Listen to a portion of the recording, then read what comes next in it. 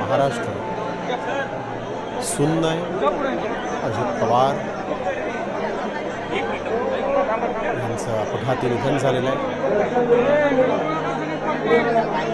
एकच वादा अजितदादा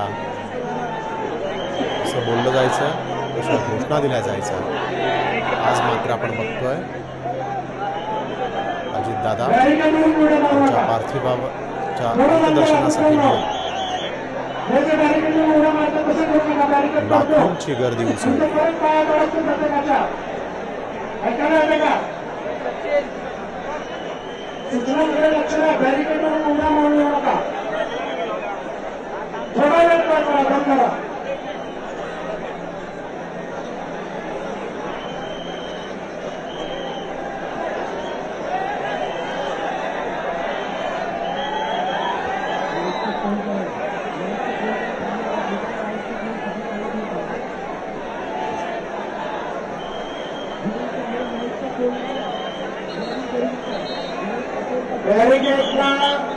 बैरिकेडवर मोड देऊ नका. थोडा वेळ बंद करा.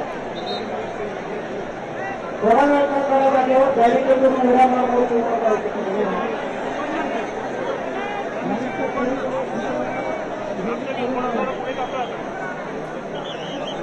सगळ्यांचं दर्शन होणार. तुम्ही फक्त शिस्तीत आणि लाईनीत या ठिकाणी या. बिलकुल गडबड करू नका. महिला असतील, वृद्ध पुरुष असतील, त्यांना प्रेफरन्स द्या. लोकांवरती येणारे अजिबात करू नका. खरंच बॅरिकेडवरती काही लोक उड्या मारत आहेत.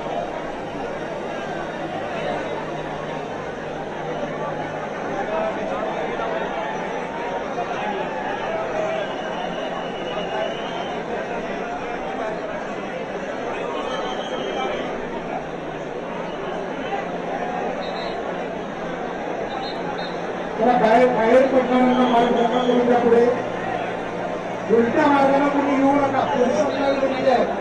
पोलिसांनी उलट्या मार्गाने कोणी येऊ नका.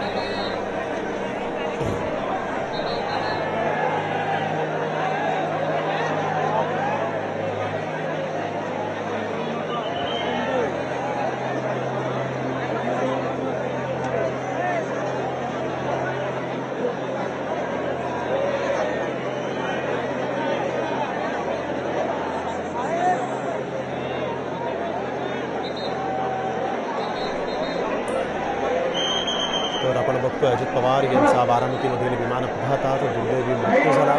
त्यानंतर अजित पवार यांचा पार्थिव विद्याप्रतिष्ठानच्या या मोकळ्या मैदानात आणण्यात आलेला आहे.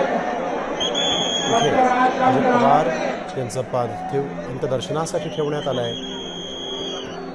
44 वर्षांची राजकीय कारकीर्द अजित पवारांच्या वाट्याला आली.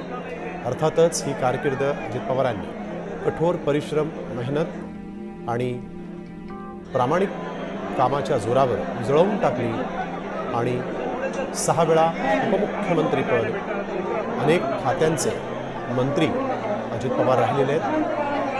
लोकसभेचे खासदार देखील अजित पवार होते. त्यानंतर महाराष्ट्राच्या राजकारणात अजित पवारांनी शरद पवार यांसारख्या वटवृक्षाच्या सोबतीनं अजित पवार नावाचं एक वादळ महाराष्ट्रभर घुंगावलं. हे सगळ्यांना माहिती आहे. अजित पवार यांची प्रशासनावर मजबूत पकड असायची. विरोधात असले तरी देखील अजित पवार यांना शासकीय अधिकारी हे वचकून राहायचे, घाबरून राहायचे. कारण महाराष्ट्रातील सर्व बातम्यांचे विश्वासार्ह व्यासपीठ, सकाळच्या सर्व सोशल मीडिया प्लॅटफॉर्मला लाईक, फॉलो आणि सबस्क्राईब करा. तसंच सर्व नोटिफिकेशनसाठी बेल आयकॉन प्रेस करायला विसरू नका.